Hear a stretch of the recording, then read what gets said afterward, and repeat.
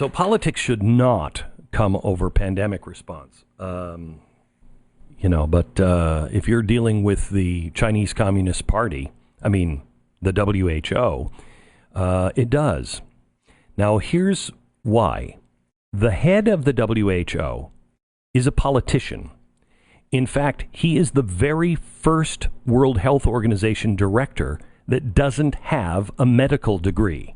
He is simply a politician. He is the former foreign minister of foreign affairs at the Federal Democratic Republic of Ethiopia and chairperson of the Executive Council of the African Union. Now, I wonder if China's intense concentration on Africa has anything to do with his support.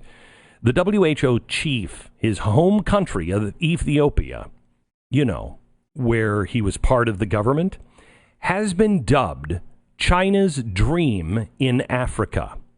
Exactly 1 year ago this month, Ethiopia hosted its second Belt and Road Summit. Belt and Road is China's strategy to dominate international trade.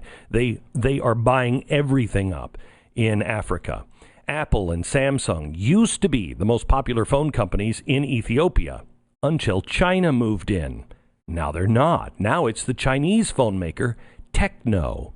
The Chinese presence in Ethiopia is staggering, and there is no way for Ethiopia to pay China back for all of the loans. Chinese construction companies are building structures all over the country.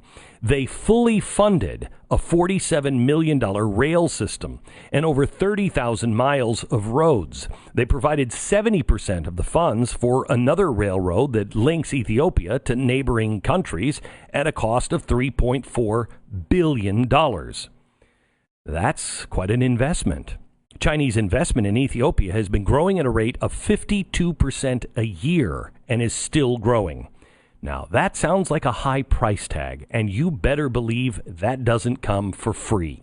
In fact, since the year 2000, Ethiopia owes China over $12 billion.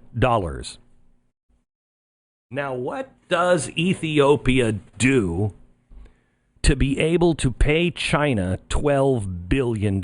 That's half of their entire external debt owed to the Chinese Communist Party.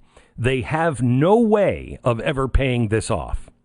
Well, at least not in cash. Has the new head of the WHO found another form of payment for the Chinese? All of this, when you understand who's at the head of the WHO, starts to make a little more sense. The WHO has gotten so blatant in their water carrying for China, it's ridiculous.